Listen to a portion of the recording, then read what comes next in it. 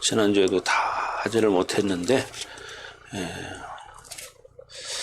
25절부터 다시 한 절씩 교독하도록 하겠습니다. 12해를 혈류증으로 알아온 한 여자가 있어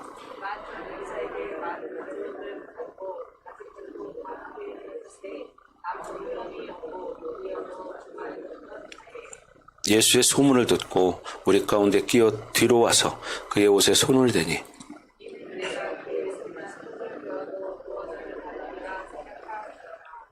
이에 그의 혈루의 근원이 곧 마름에 병이 나은 줄을 몸에 깨달으니라.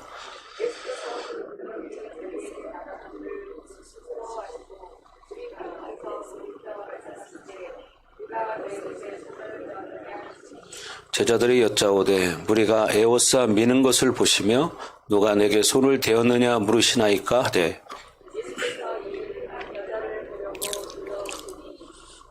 여자가 자기에게 이루어진 일을 알고 두려워하여 떨며 와서 그 앞에 엎드려 모든 사실을 여쭈니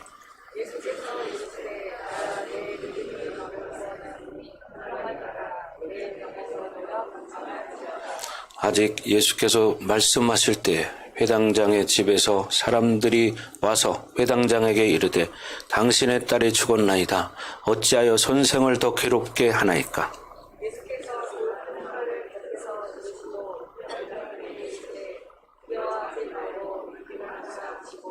베드로와 야고보의 형제 요한 외에 아무도 따라옴을 허락하지 아니하시고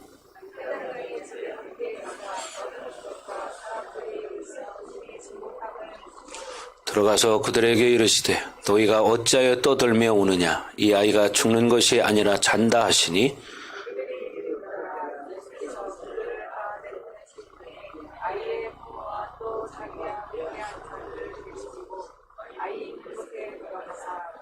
그 아이의 손을 잡고 이르시되 달리다굼 하시니 번역하면 곧 내가 내게 말하노니 소녀야 일어나라 하심이라.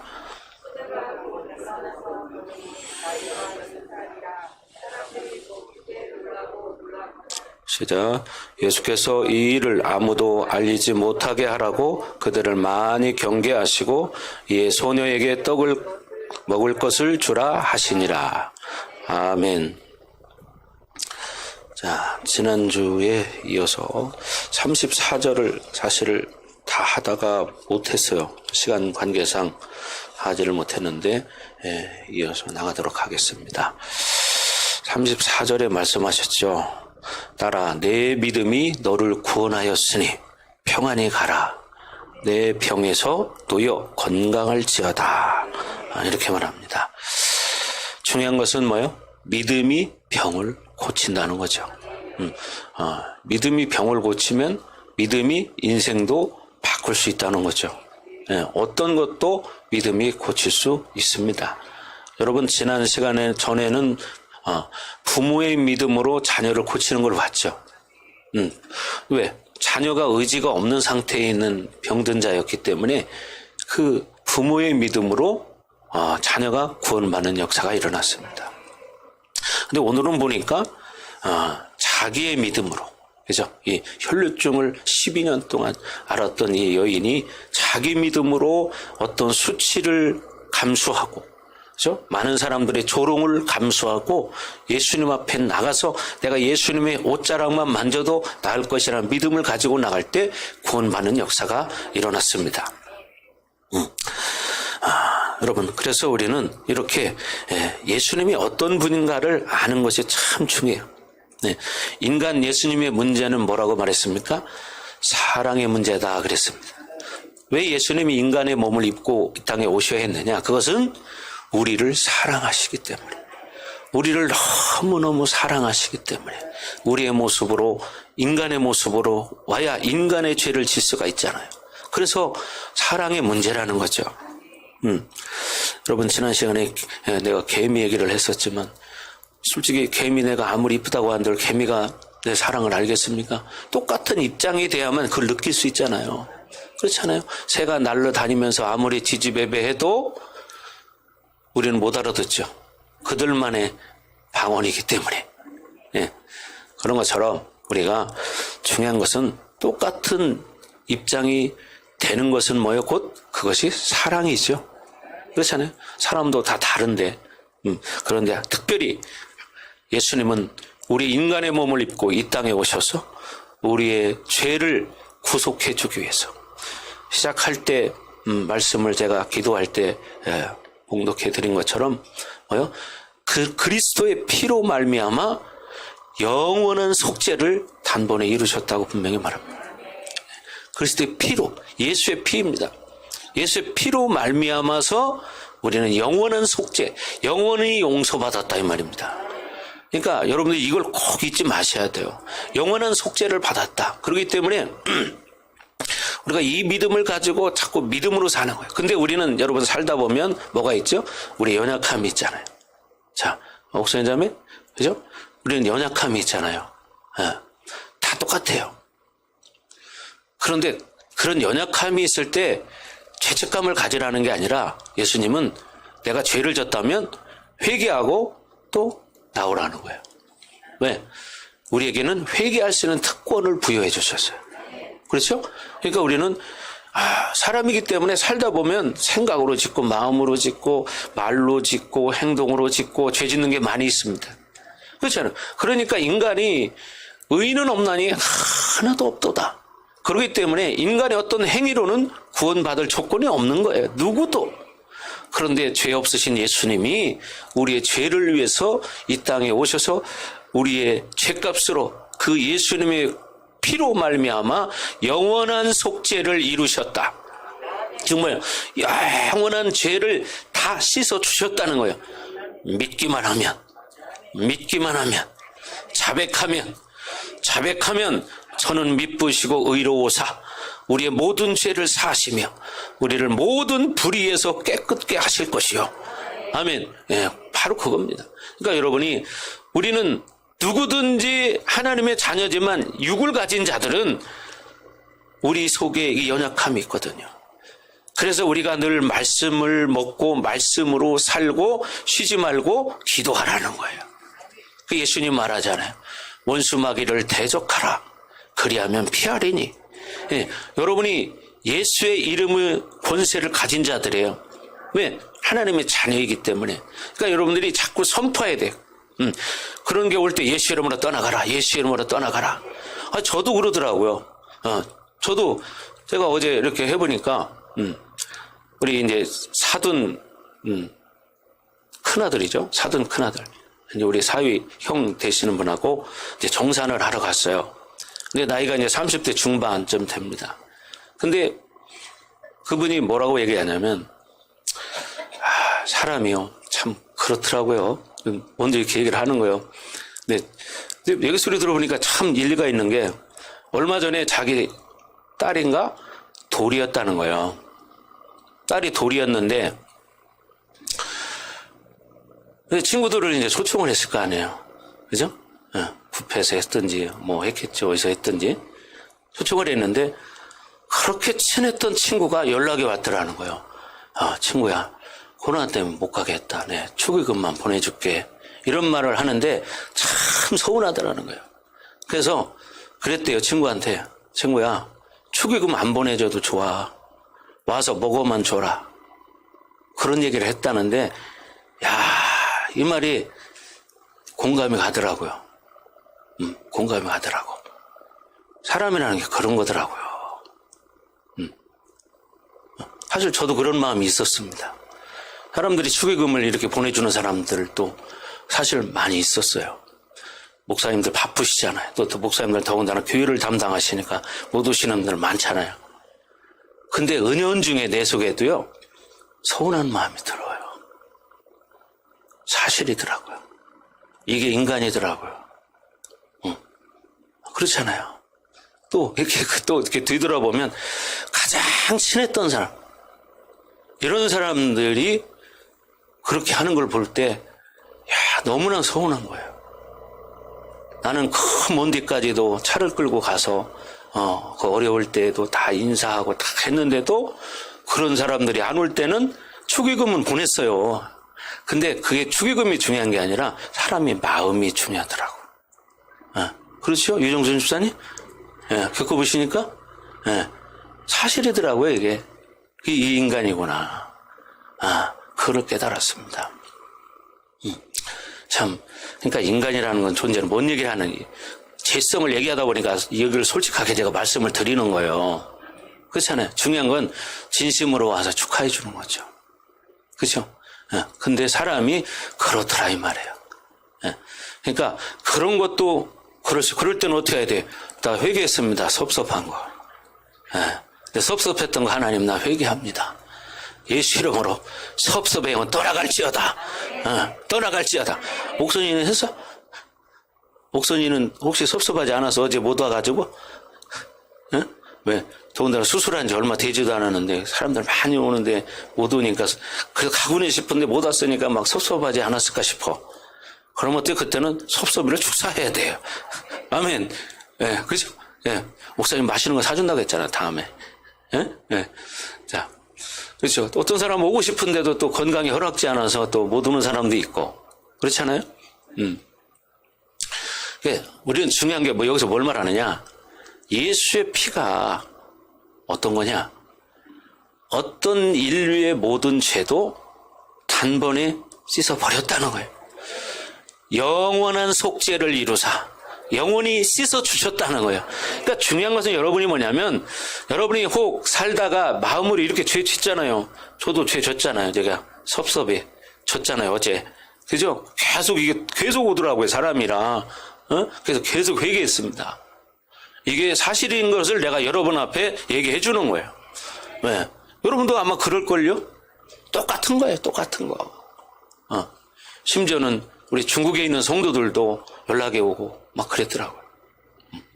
중국에 있는 성도들도 여기 오셨던 성도들 있잖아요. 그 성도들이 막 가지는 못하지만 축하합니다 하면서 막 이렇게 왔어요. 여러분, 우리는 인간이기 때문에 이런 죄성이 있다. 그러나 그것 때문에 죄책감에 붙들리지 말고 정죄감에 빠지지 말고 자책감에 빠지지 말고 예수의 피를 힘입어서 담대히 나가라. 은혜의 보좌 앞에 담대히 나아갈지니라. 아멘. 이게 바로 예수님이 이 땅에 오신 목적입니다. 근데 지금 예수님이 이 땅에 오셔서 지금 사역하시는 장면이죠. 그래서 지난주에 스가랴 13장 6절 말씀을 하다가 끝냈는데 스가랴 13장 6절에 뭐라고 말하냐면 물어봅니다. 사람들이 어떤 사람이 그에게 묻기를 내 두 팔 사이에 있는 상처가 어찌 됨이냐? 어떻게 해서 그 손에 상처가 난 거냐? 이렇게 물을 때 뭐라고 예수님이 대답하냐면 이는 나의 친구의 집에서 받은 상처라 하리라. 나의 친구의 집에서 받은 상처라 말한다는 거예요. 근데 이것을 공동번역 성경에는 뭐라고 말했냐? 나의 사랑하는 사람의 집에서 받은 상처라고 대답하리라. 이렇게 대답합니다. 예수님이 십자가에 못 박힌 그 자국이 왜 생겼냐? 내가 사랑하는 자의 집에서 그 영혼을 사랑하기 때문에 그 죄값으로 내가 받은 상처가 바로 이거다. 이렇게 말한다는 거예요.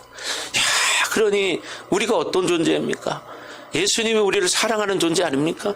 그러니까 여러분들이 세상 살면서 나는 우주 만물의 창조주이신 하나님의 아들이 나를 당신이 죽기까지 목숨 바쳐서 나를 사랑했구나.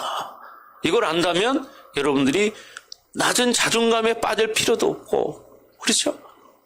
정죄감에 빠질 필요도 없고, 자책감에 빠질 필요도 없고 믿음으로 산다는 거죠. 제일 중요한 것은 내가 누구냐, 예수님이 누구냐는 것을 여러분이 진짜 아는 거예요. 그러면 현실의 문제 때문에 시달리지 않을 수 있습니다. 현실을 뛰어넘을 수 있습니다. 어떤 것도 뛰어넘을 수 있습니다.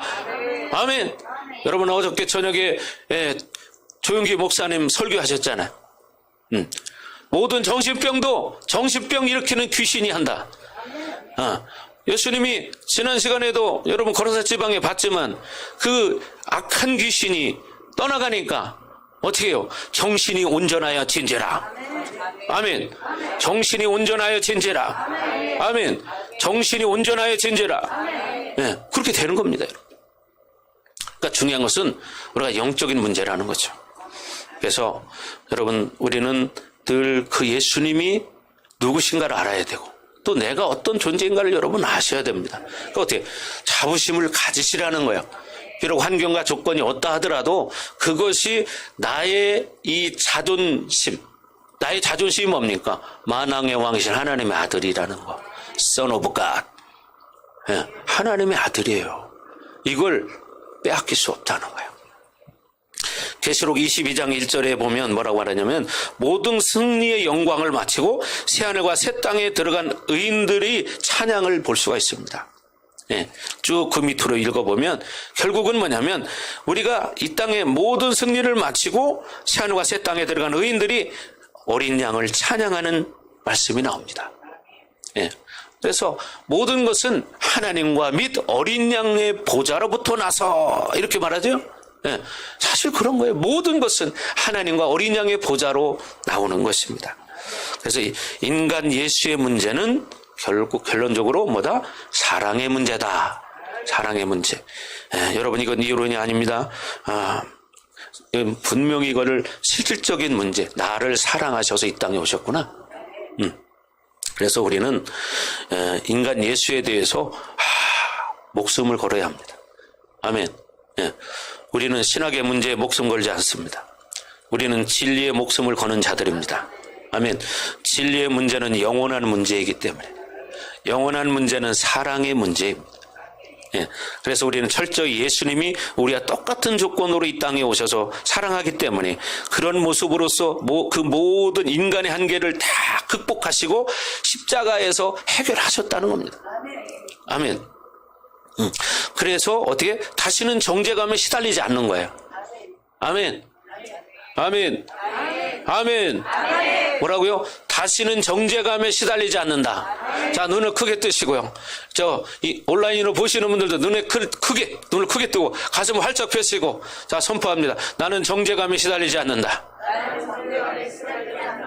아멘. 여러분 절대로 과거의 죄 때문에 정죄감에 시달리지 않기 바랍니다. 여러분 회개하셨다면 정죄감 시달릴 필요가 없어요. 왜? 예수님이 영원한 속죄를 이루셨기 때문에. 예. 여러분이 그런 분들이야. 그러니까 우리는 세상에서 좀 뭘 부족하고 그랬다고 해서 이렇게 움츠려 살 필요는 없다는 거야. 아멘. 그래서 예수님은요 계속해서 우리에게 지금도 하나님 앞에 중보하고 계세요.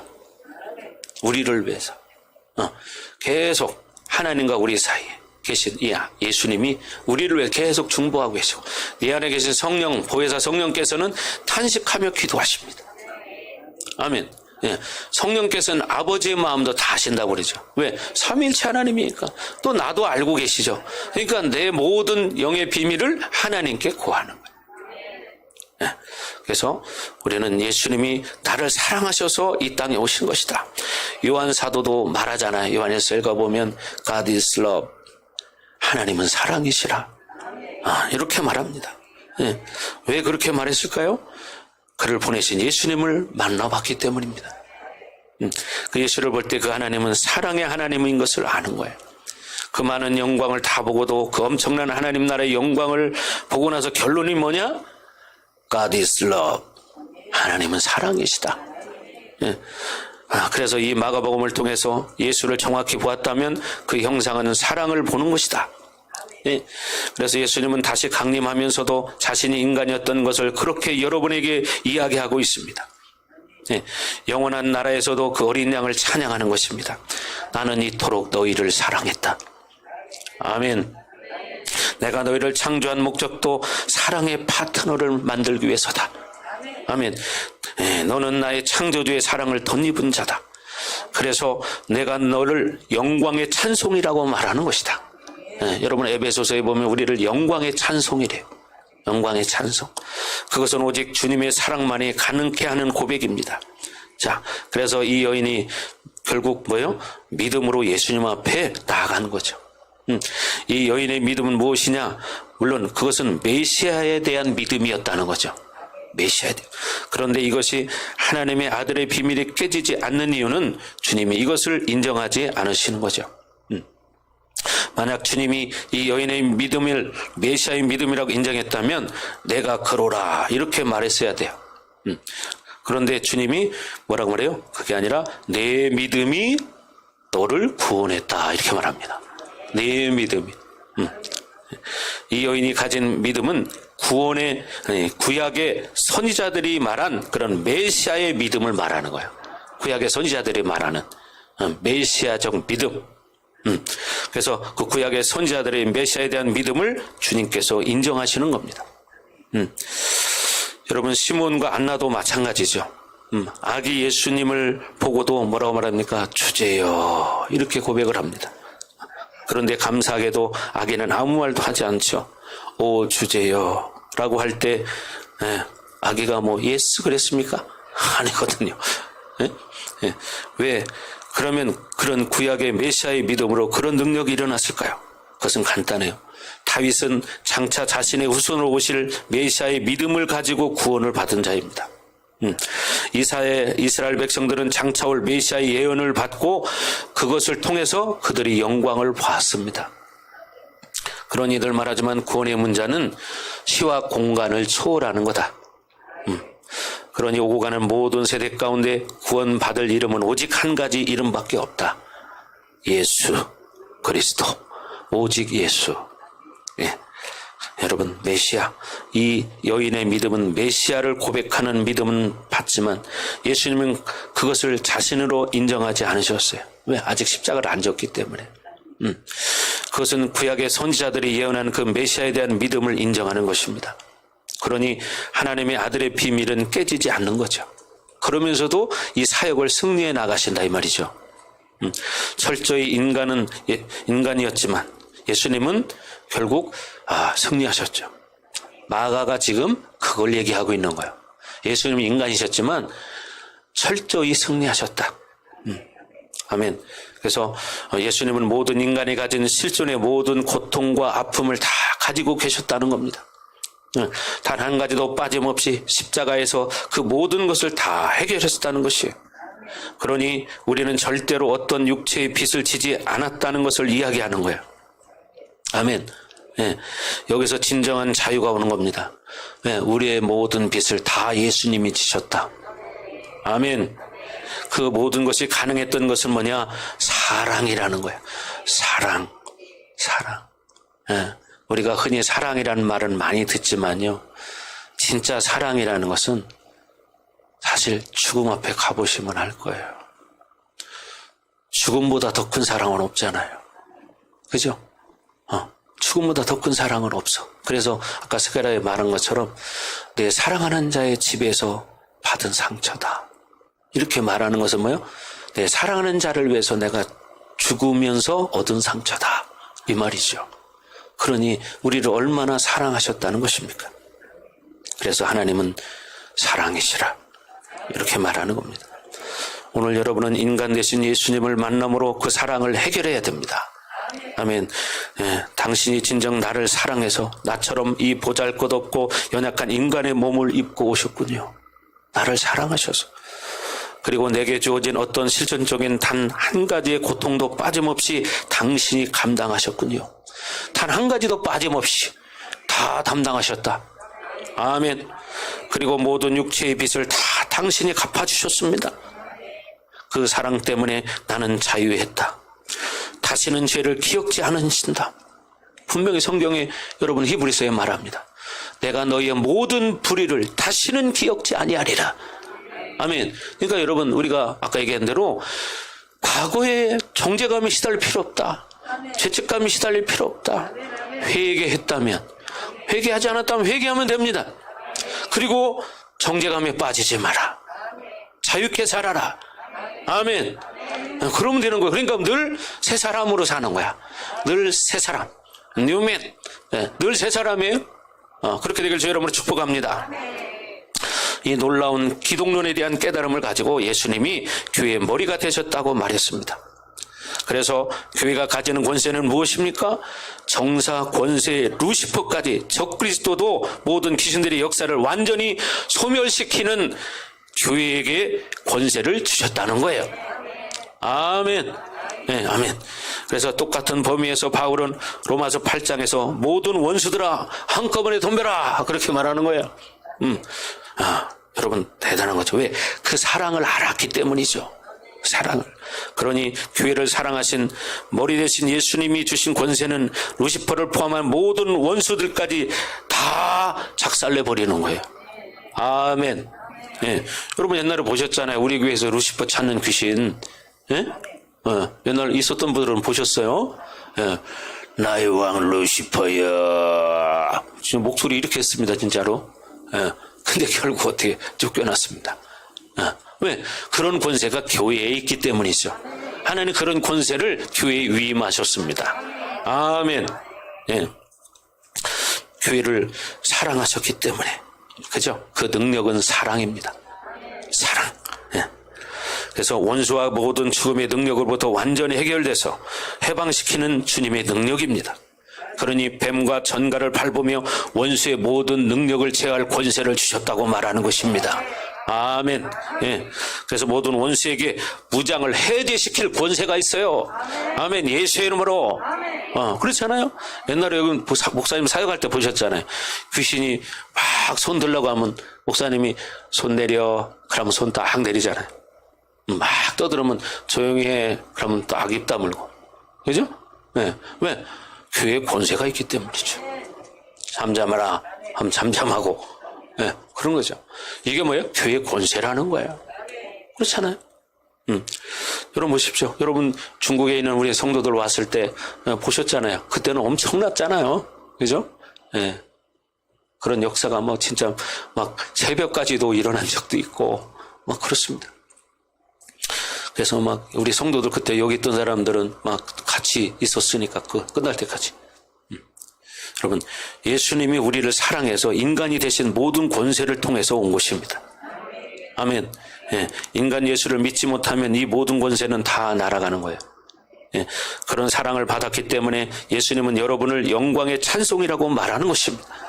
예, 우리 자신을 생각하면 그 존귀를 도저히 받을 수 없지만 예수님이 우리를 사랑하신 그 사랑 때문에 그 존귀를 기꺼이 받아들이는 거예요.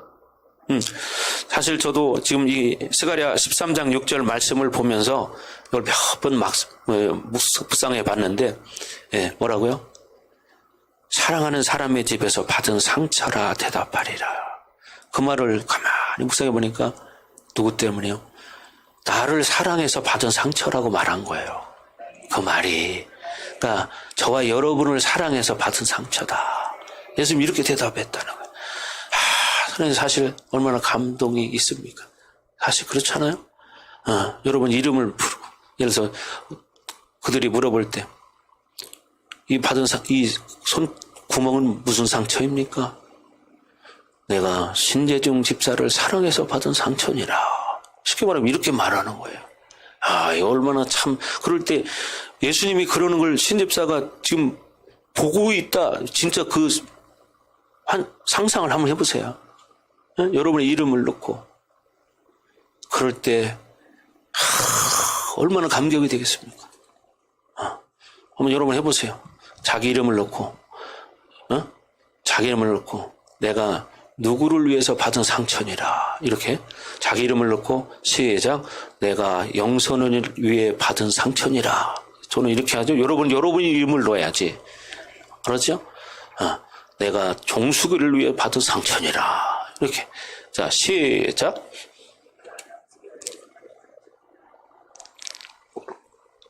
이렇게 말하는 예수님을 여러분이 다 보고 계시는 거예요. 그러니 얼마나 감동이 되겠습니까? 그렇죠? 이걸 한번 묵상해 보시기 바랍니다. 집에 가서. 늘 묵상하세요. 자, 그래서, 인간이셨던 그 예수님은 결론이 뭐냐? 사랑이라는 거죠. 인간 예수는 사랑의 문제다. 사랑에서 인간의 모습으로 온 것이다. 아멘. 예. 그래서 여러분 이것은 이성과 합리성으로 깨닫는 그런 논리가 아니에요. 예. 실제이기 때문에.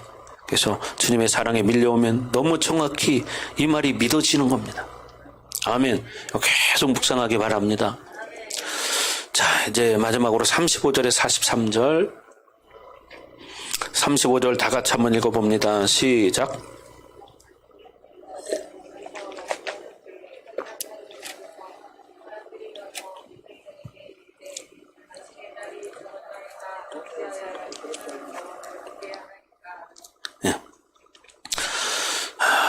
부활의 믿음은 죽었다는 것을 전제로 하고 있습니다. 그죠? 부활의 믿음의 역사를 이제 볼 텐데, 이 부활의 믿음이라는 것은 실제로 육체로 죽은 자가 살아나는 믿음만 이야기하는 것이 아니라, 우리에게 부활의 믿음이 올 수 있었던 것은 예수님이 죽었기 때문에 가능한 거예요. 그러니 예수님이 죽음으로써 우리에게 생명을 주신 것입니다.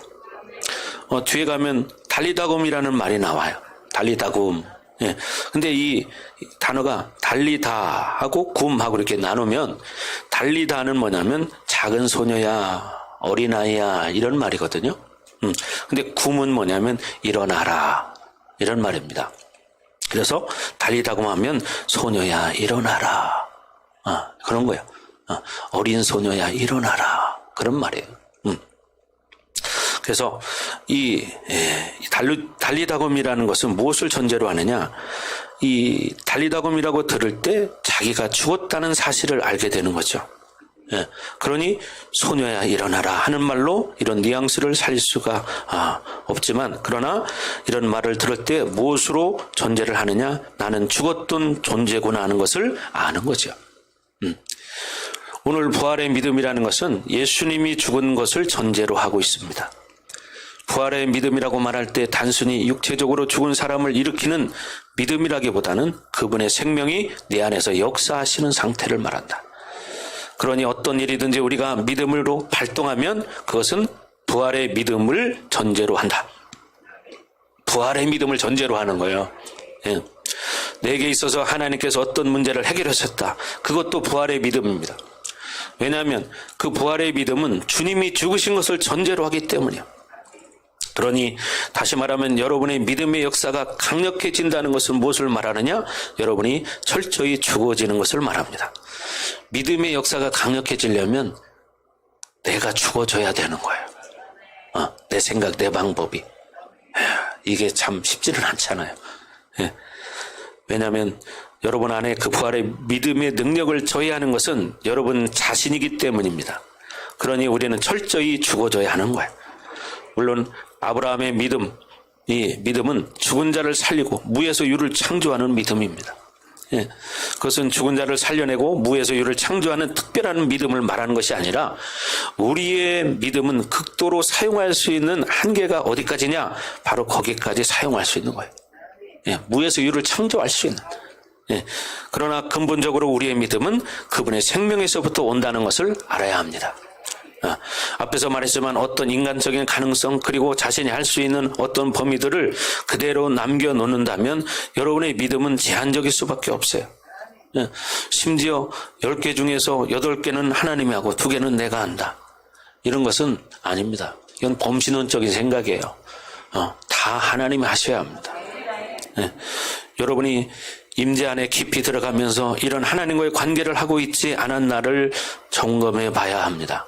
나는 지금 혹시 그렇게 신앙생활하고 있지는 않는가? 일부분은 내가 하고 나머지는 하나님이 해주시는 거야. 이렇게 생각하시면 안 됩니다. 여러분의 신앙생활에 좌절될 수 있는 측면들, 또 자주 절망할 수 있는 측면, 그리고 내 행위가 믿음보다 먼저 앞서고 주님보다 앞서는 행위들, 반드시 그렇다고 말할 수는 없지만 이런 부분이 이런 하나님과의 관계성에서 올 수 있는 가능성이 있습니다. 자꾸만 믿음과 하나님의 영에 지배되기 때문에 내 이성과 합리성으로 움직이는 사람들, 이런 사람들은 이런 위험성이 있다는 것을 인식하고 이런 것들을 처리해 나가야 되는 거예요. 이게 자신과의 싸움이에요. 그죠? 그렇지 않으면 이 생명의 역사를 그런 사람들에게서 온전히 기대할 수 없습니다. 예, 본문을 본다면, 앞서서 이야기한 모든 흐름 속에서 생각한다면 오늘 주님은 이 야이로의 딸이 죽기까지 기다리셨느냐는 거예요. 예, 그러니 혈병 걸린 여인과 이야기하고 여인이 대답하고 이러면서 시간을 끄시는 것 같은 느낌이 들어요. 그렇지 않았다면 이 야이로의 딸이 얼마나 지금 위독한 상황인지 주님께서 아셨을 텐데, 그렇죠?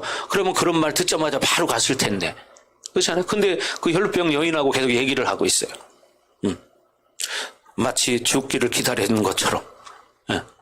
그러나 요한복음 11장에 나사로 이야기가 나오는데 나사로는 요단 서편에 베다니에 있었고 그곳에 승천교회가 있습니다. 지금도. 예. 여러분 지금 보셨죠? 지난번에 승천교회. 예. 그리고 주님은 요단 동편 베다니에 계셨어요. 여러분 지난번에 이제 온라인으로 봤지만 요단 동편 그러면 생각할 때 갈릴리가 있고 사해바다에 있고 연결하는 게 뭐예요? 요단강. 요단강 동편이니까 어떻게? 오른쪽이 되겠죠. 예. 어떻게? 그러면 사실 사해바다에서 요단강 조금 올라가서 오른쪽 편. 여기가 베다니에요. 이제 좀 기억이 나죠? 이제 이렇게 설명하니까 쉽죠? 즉 이것이 하루길의 거리입니다. 그래서 심부름꾼을 보내서 주님께 나사로가 위독하니 와달라 그렇게 연락이 왔어요. 그런데 주님이 어떻게 이틀을 더 베다니에 지체하고 계셨습니다. 그리고 오셨어요. 그런데 왜 이틀을 더 거기서 유하셨을까? 와서 보니 죽은 지 사흘이 되었다고 합니다. 계산상으로 볼 때 주님이 도착하실 때 이 나사로는 벌써 죽은 거죠. 그러나 어쨌든 사랑하는 자였는데 즉각 오셔야 하는데 왜 거기서 이틀을 더 지체하셨을까요? 그것은 나사로가 죽기는 했지만 주변에 있는 모든 사람이 어떤 소망도 완전히 포기하기를 원하셨던 겁니다. 이거를 아셔야 돼요. 인간이 가지고 있는 어떤 기대감도 완전히 묵살시키는 거예요. 그래서 성경에 결국 어떻게 썩어서 냄새가 나더라 이런 말을 합니다. 이것이 영적으로 보면 맞는 것 같아요. 주님은 야이로의 딸이 죽기까지 기다리셨습니다. 주님은 나사로에 대한 완전히 인간적인 기대감과 소망과 가능성이 끝나기를 기다리셨어요. 성령의 능력이 죽은 자를 살릴 수 없다면 그렇게 죽기까지 기다리면 안 되겠죠? 그러나 죽은 자를 살리는 것이 믿음이라면 죽을 때 가장 큰 영광이 드러나는 거죠. 그렇지 않아요? 죽은 자가 살아난다면 주님은 여러분이 죽기를 기다리고 있습니다. 우리의 자와 육체의 정욕이 안목의 정욕이 이생의 자랑이 죽어지기를 기다리고 있습니다. 예수님은 여러분이 죽기를 기다리고 계십니다.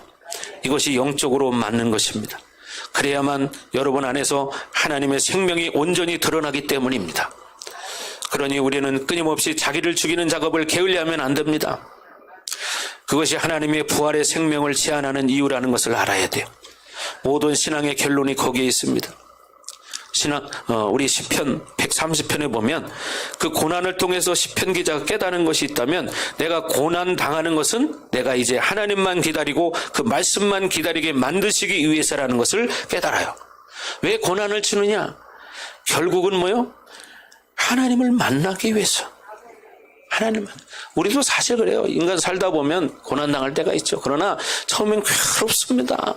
근데 결국 처음에는 막 혈기도 내고 고집도 부리고 하지만 결국 그 고통이 계속되어 보십시오. 결국은 죽게 되어 있습니다. 그때는 무릎 꿇습니다. 하나님 앞에 두 손 듭니다. 그렇죠? 내가 살아있는 만큼 주님을 제한할 수밖에 없습니다.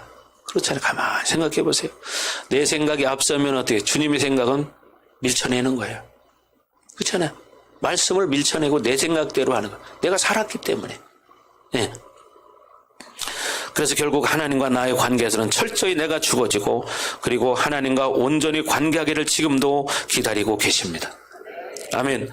어떤 일을 선택해도 그것이 전적으로 하나님이 하셨다는 것을 주님께서 알리기를 원하십니다. 왜냐하면 그것이 우리에게 진정한 행복인 것을 아시기 때문에. 자기를 죽이는 작업을 게을리해서는 안 됩니다. 그래서 다윗처럼 하나님만 의지했다. 이것이 가능해야 돼요. 결국 그렇게 다윗처럼 우리가 하나님만 의지할 수 있는 것은 내 생각, 내 방법, 내 마음, 내 감정을 누르는 거예요. 죽이는 거예요. 그래야 하나님을 의지할 수 있어요. 근데 내가 앞서면 내 생각대로 막 해버려요. 내 감정대로 그냥 막 반응해버리잖아요, 우리는. 그죠? 이게 뭐냐? 내가 안 죽었기 때문에. 내가 살아서. 그렇게 되는 거죠. 여러분, 엘리야를 보십시오. 엘리야는 갈멜산에서, 어떻게 합니까? 12동이의 물을 붓고 자기의 가능성을 완전히 차단해버려요. 제단에 주변에 12동의 물을 가득 부어버립니다. 왜? 거기에 불을 내리는 신이 진짜 신이라고 그 시험을 하고 있었잖아요. 그죠? 이방 그 제사장들하고. 근데 결국은 어떻게 됐습니까? 그들은 아무리 자해를 하면서 아침부터 저녁 때까지 소리를 질러도 아무런 반응이 없었죠. 그때 엘리야가 조롱했잖아요. 너희 신이 주무시나 보다. 어디 놀러 가셨는가 보다. 그리고 결국 안 되니까 엘리야가 하늘을 향해서 두 손을 들고 기도할 때 어떻게 해요? 하늘에서 불이 내려서 그 12동의 물을 부어서 완전히 적셔놓은 그런 곳에 물까지 다 핥아버렸더라. 예. 여러분 갈매살 지난번에 보셨죠? 갈매살. 예. 예. 저도 거기를 가봤습니다. 갈멜산에 가면요, 그 엘리야 동상이 있어요. 엘리야 동상. 지난번에 보셨죠, 동상도? 예. 엘리야도 보니까 머리가 벗겨졌더라고요. 예. 하나님한테 칭찬을 많이 받아서 벗겨졌는가 봐. 예. 그죠? 예. 머리 벗겨진 사람들은 하나님의 칭찬을 받아서 벗겨진 거예요. 아멘. 예. 자. 그래서 절대로 자기가 죽어지지 않는 사람은 그런 상황에서 엎드릴 수가 없죠. 예. 예를 들어서 지금 10만의 블레셋 군대가 쳐들어오는데 자기가 죽지 않으면 그 시간에 어떻게 엎드릴 수 있겠어요? 그렇잖아요. 야, 지금 뭘 준비하고 막 이게 분주하겠죠. 근데 그때 어떻게 해요? 하나님 앞에 다 엎드리는 거예요. 하나님 어떻게 할까요? 하나님의 음성을 듣는 거예요. 왜? 하나님만 의지했기 때문에. 아멘. 하나님만 의지해요. 아멘. 예, 철저히 창조주를 의지하게 만든 하나님의 디자인을 믿었기 때문에 가능한 것입니다. 그 디자인을 믿었다는 것은 내가 이제 나를 위해서 살지 않는 것을 실행하기 때문에 가능한 겁니다. 예, 그러니 그런 긴박한 상황에서도 엎드리는 거예요. 자기 인생을 10년에 가까운 세월 동안 고달프게 만든 사람을 죽일 수 있는 상황에도 그를 죽일 수 없는 능력이 어디에서 오는 것입니까? 자기 고통과 아픔 때문에 어떤 것을 선택할 수 없는 것이 내 인생이라는 것을 아는 거예요. 자기의 고통과 아픔 때문에 어떤 것을 선택하는 게 아니라는 거예요. 하나님의 뜻에 의해서 선택되어져야 한다는 거예요. 여러분의 고통 때문에 얼마나 많은 순간 하나님이 원하는 방향에서 살지 않고 다른 방향에서 살아갑니까? 우리는 이걸 생각해야 됩니다. 예. 돈 조금 없으면 다른 길로 가고, 누가 괴롭히면 또 다른 길로 가고, 그것이 하나님의 길이라면 물론 가야겠지만 하나님의 길이 아니라면 어떻게? 가지 말아야죠. 인생의 고통과 아픔이 절대로 내 인생의 방향을 결정하지 않는 자가 죽어진 자입니다. 인생의 고통 때문에 인생의 방향성을 바꾼다? 그건 잘못된 거죠. 예, 죽는 한이 있어도 하나님이 옳다면 그 길을 가야 되는 거죠. 그래서 좁은 문으로 들어가라. 좁은 문으로 들어가라. 이렇게 말하는 것입니다. 예, 물론 쉽지 않은 이야기라고 여러분 생각할 겁니다. 그렇지 않아요? 쉽지 않은 얘기죠. 그 근본은 어떤 내 인생에 나타나는 조건과 환경이 아닙니다. 근본적인 믿음이요. 나는 하나님을 의지하지 않고는 살 수 없다. 나는 하나님만 의지하게 만들었다. 내가 나로 사는 것은 인생의 그 자체가 고통입니다. 그죠? 내가 당하는 모든 어떤 환경과 조건에 의해서 움직이는 것이 마치 생명인 듯 하지만 그것은 원수의 속임입니다. 사실 지나고 보면 그래요. 그게 속임이라는 것을 죽음 앞에 가면 깨닫습니다. 많은 사람들이요. 사실이더라고요. 수없이 많이 봤습니다. 고통스러워도 하나님이 원하시면 거기로 갈 것이고, 그것이 절대로 나에게 유익이 안 되더라도, 오히려 나에게 손해가 되더라도 하나님이 의지가 그렇다면 그걸로 가야 되고, 네. 내가 나를 선택해서 살 수 있는 어떤 인간의 가능성도 나는 포기할 것이다. 이런 믿음을 가져야 합니다. 그리고 나는 마침내 여러분은 선포해야 돼요. 나는 하나님만 의지했다. 나는 하나님만 의지할 것이다. 아멘. 여러분 고백 따라 하시기 바랍니다. 나는 하나님만 의지할 것이다. 이런 고백이 여러분의 고백이 되기를 주의 이름으로 축원합니다. 아멘. 네. 네. 그 어떤 위대한 신앙 생활의 역사도 그 자체를 보아야 하는 것이 아니라 근본적으로 그가 어떤 신앙의 뿌리를 가지고 있느냐, 우리는 그런 신앙의 뿌리를 봐야 합니다. 예수님을 의지하지 않고는 살 수 없습니다. 예. 내 가능성과 내가 가지고 있는 어떤 능력을 가지고 사는 것은 그것이 생명이 아니라는 것을 알아야 됩니다. 아멘. 그래서 마침내 창세기 10장에 아브라함이 모리아산의 영광에 이르렀듯이 우리는 완전히 의심 없는 믿음이 되어야 합니다. 아멘. 이 비결은 무엇입니까? 그것은 자기 육체로 만든 묶임, 이것을 풀어내는 거예요.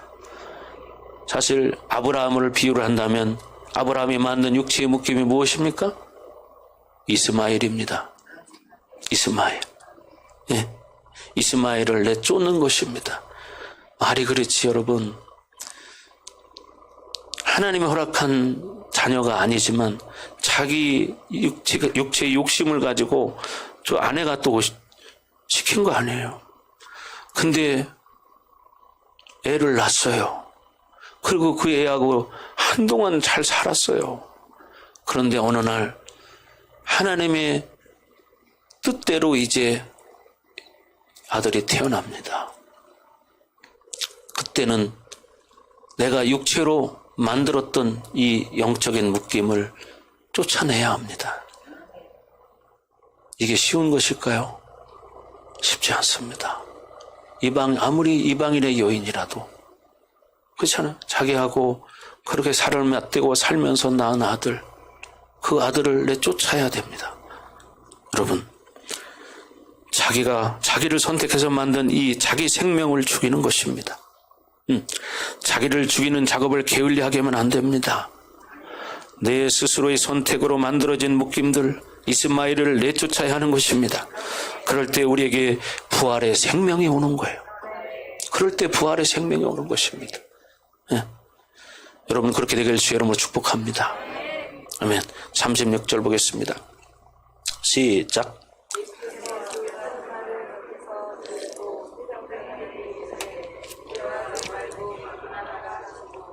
예. 사람들이 말해요. 회당장에게 죽었다고. 근데 예수님 뭐라고 말해요? 두려워하지 말고 믿기만 하라. 예. 여러분 믿음과 두려움은 정반대입니다. 불신앙은 두려움을 만듭니다. 예. 믿음은 담대함을 만듭니다. 우리는 어떤 두려움도 없어야 합니다. 예. 그러기 위해서 믿음으로 살아야 되는 거예요. 믿음으로 돌파해야 되는 거예요. 아멘.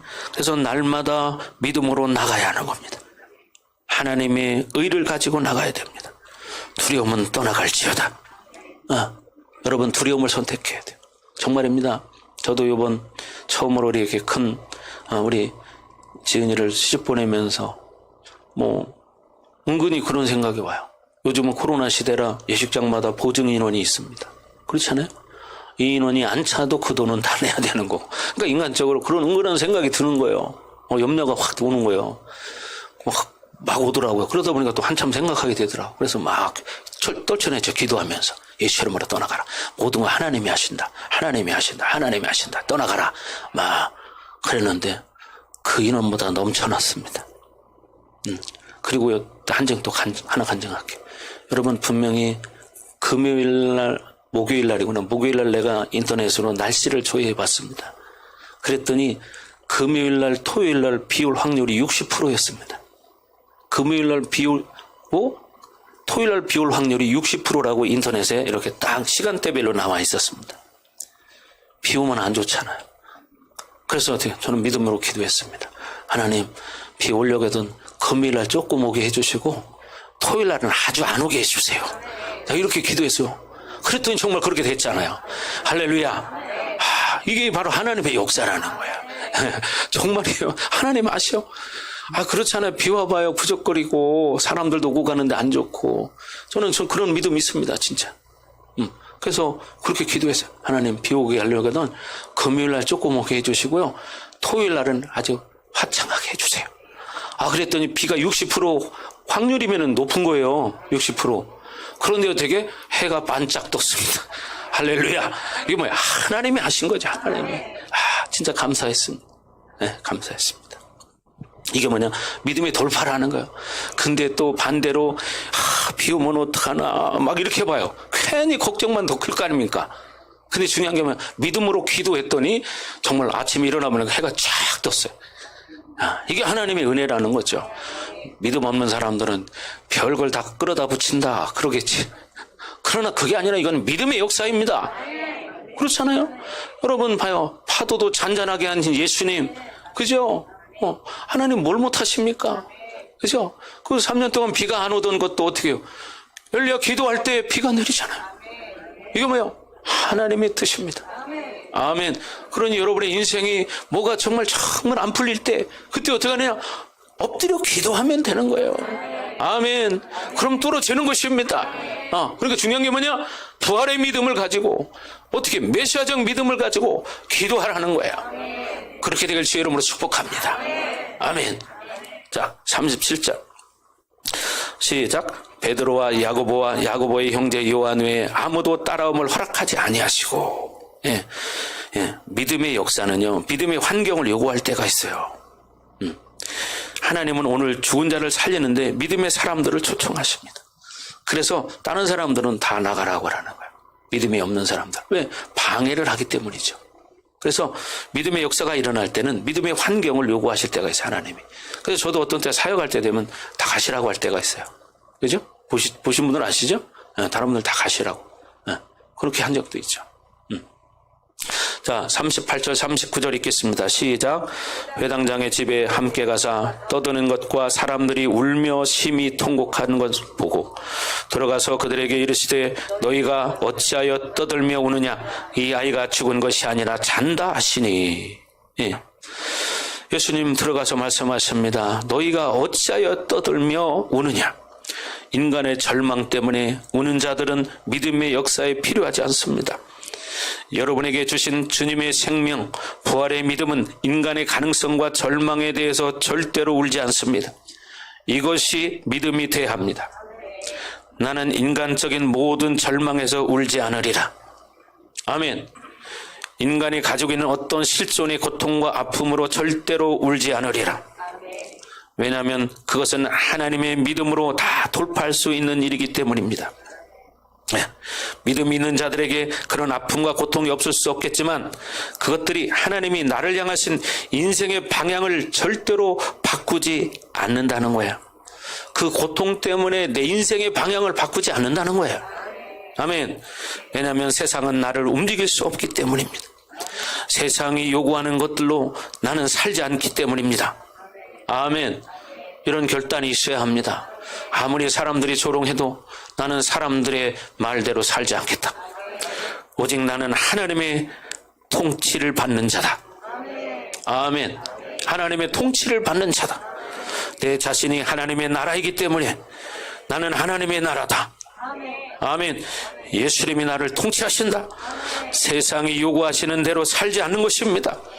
세상이 실존이 내 인생의 방향을 바꾸지 못할 것이다. 아멘. 여러분의 환경이 여러분의 인생의 방향을 바꿀 수 없습니다. 아멘. 여러분의 고통이 여러분의 인생을 바꿀 수 없습니다. 이것이 믿음의 고백이 되어야 합니다. 세상은 나를 움직일 수 없다. 세상의 실존의 고통이 나를 움직일 수 없다. 오직 하나님만이 나를 통치하신다.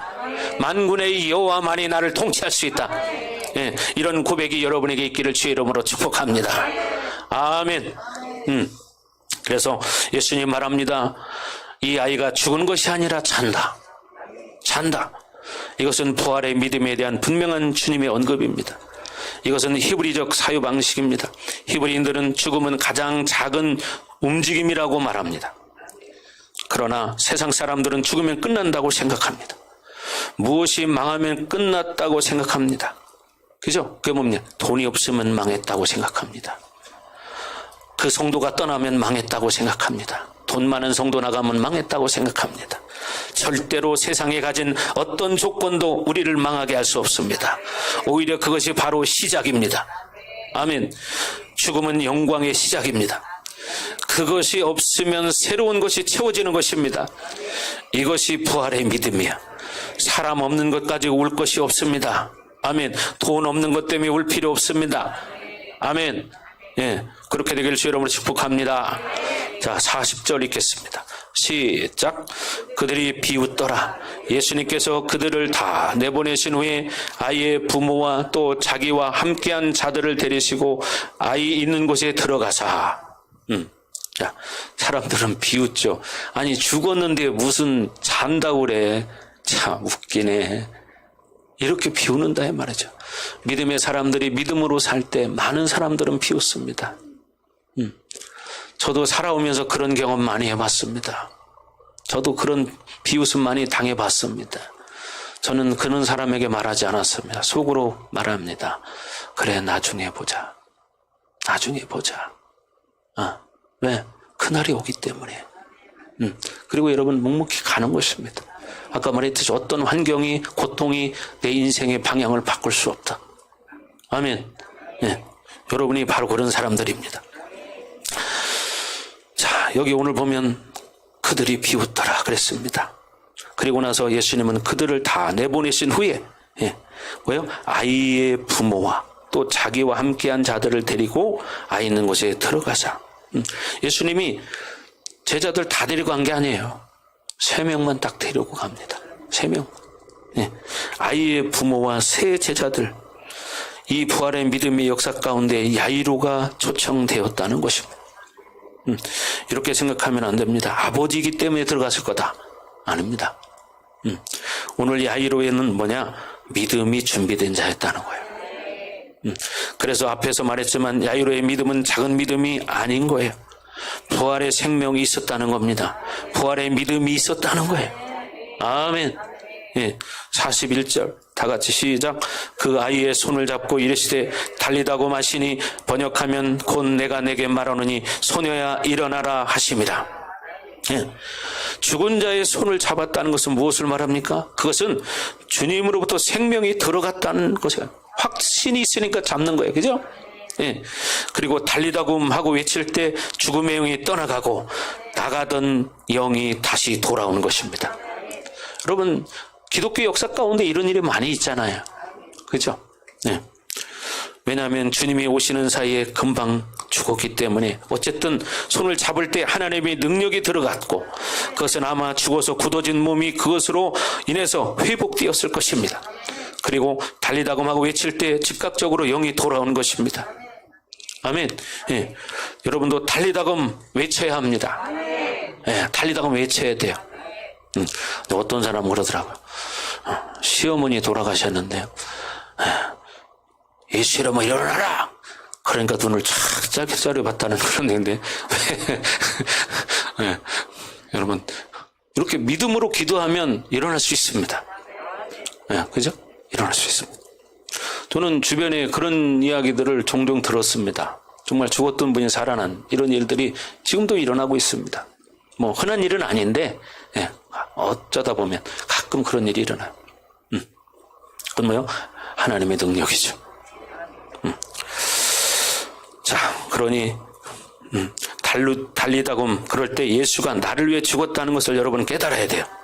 그래서 우리는 그리스도와 함께 십자가에 못 박혔다는 것을 늘 선언할 수 있어야 합니다. 아멘. 내가 그리스도와 함께 십자가에 못 박혔나니 그런즉 내가 산 것이 아니요 내 안에 그리스도가 사신 것이라. 이제 내가 살면 안 됩니다. 철저히 그리스도와 함께 죽어야 합니다.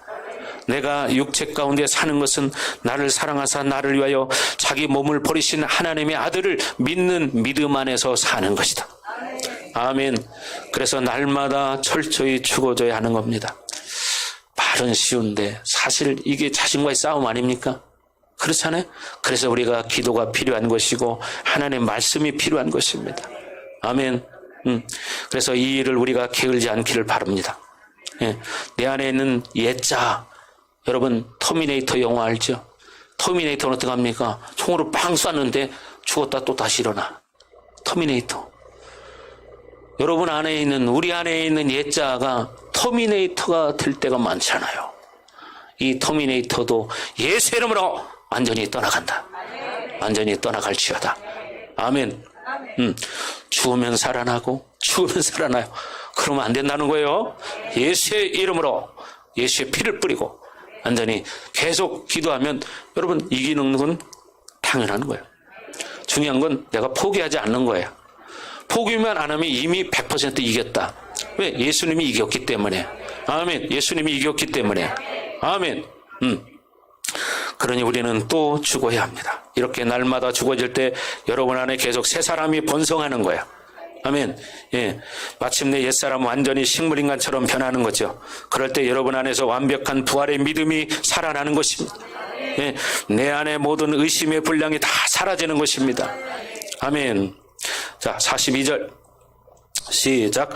소녀가 곧 일어나서 걸으니 나이가 12살이라 사람들이 곧 크게 놀라고 놀라거늘. 예. 12살 먹은 소녀였대요. 이제 막 진짜 이쁠 때죠. 그렇죠? 12살 얼마나 이쁩니까? 12살이면 한 5학년쯤 되는데. 이 실존의 고통과 아픔이라는 것은 남녀노소를 가리지 않는 겁니다. 그렇죠? 말이 그렇지 12살 먹은 딸이 죽었다고 해봐요. 그 부모의 심정이 어떻겠습니까? 상상을 초월하는 거예요. 그런데도 야이로는 어떻게 예수님을 찾아갔잖아요. 그게 뭐예요? 아까 말했듯이 야이로에게도 그런 믿음이 있었다는 거예요. 그래서 그 자리를 데리고 들어간 겁니다. 그러니까 중요한 게 뭐예요? 믿음이 있어야 한다는 거죠. 믿음이. 예. 여러분, 그래서 늘 이런 깨어있는 믿음 갖기를 바라고 여러분 절대적으로 고통과 아픔을 내 것으로 생각해서는 안 됩니다. 그건 이미 예수님이 짊어지셨습니다. 아멘. 예. 그래서 여러분이 어떤 실현 가능한 이것을 의지하면 안 돼요. 나는 젊으니까, 나는 젊으니까 그렇게 의지하면 안 된다는 거죠. 예. 자, 그런데 사람들이 곧 크게 놀라거늘 이렇게 말합니다. 늘 군중들은 뭐예요? 놀라고 그냥 끝나는 거예요. 여러분 놀라고 끝나면 안 돼요. 그걸 봤으면 야 이게 사실이구나. 야 정말 그럼 어떻게 그렇게 살아야죠. 그걸 믿고 살아야지. 아멘. 예, 우리는 놀란데 끝나면 안 됩니다. 그분 앞에 엎드려야 됩니다. 예수님을 인정해 드려야 합니다. 예수님을 찬양해야 합니다. 아멘. 자 마지막으로 43절 시작. 예수님께서 이 일을 아무도 알지 못하게 하라고 그들을 많이 경계하시고 이에 소녀에게 먹을 것을 주라 하시니라. 예. 이것은 군중들의 잘못된 기대감 때문입니다. 그리고 그들의 잘못된 기대감 때문에 쓸데없이 많은 사람들이 모이기 때문이에요. 더 나가서 자신을 드러내지 않으시는 겁니다. 어떤 믿음의 역사가 일어나도 자신을 드러내지 않는 겁니다.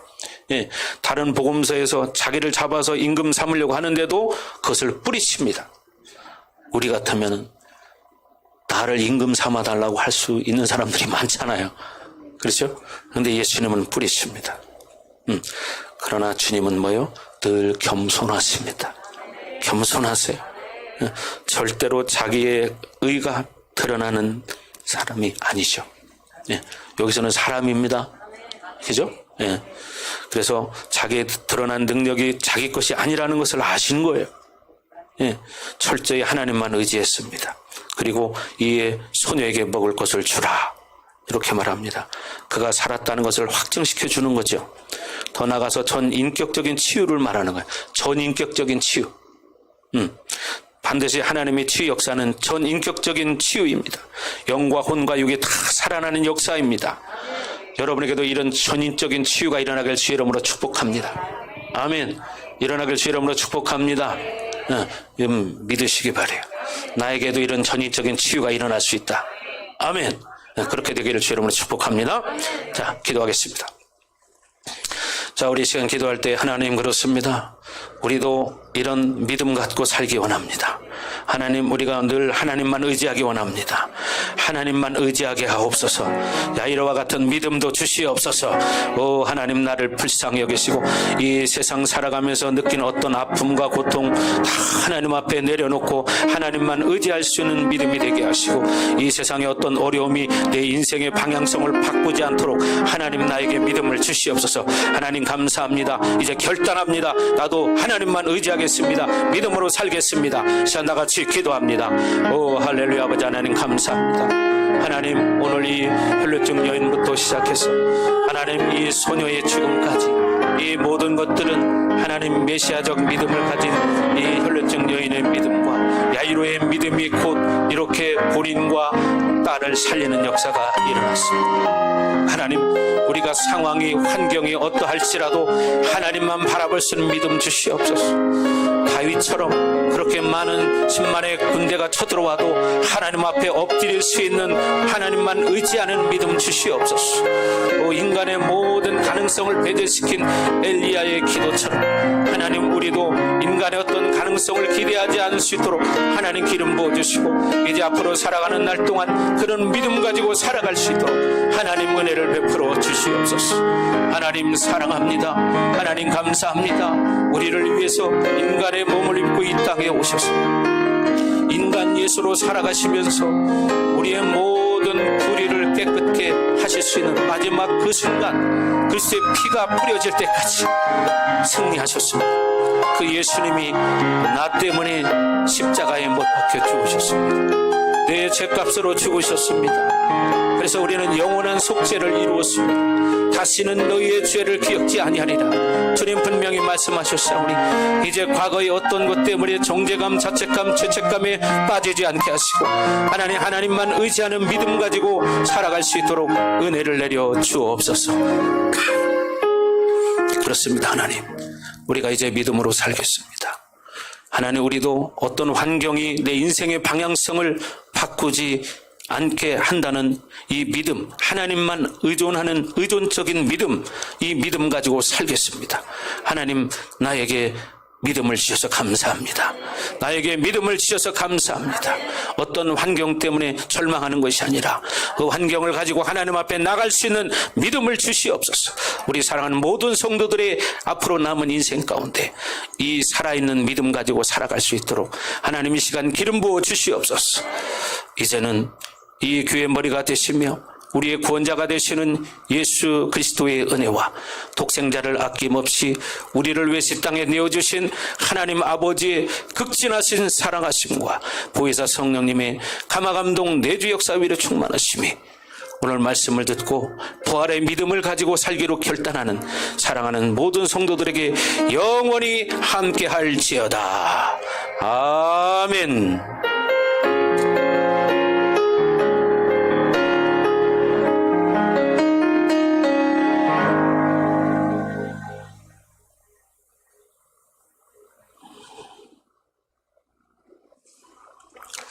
아멘. 우리 하나님 앞에 영광의 박수 올려드립니다. 감사합니다.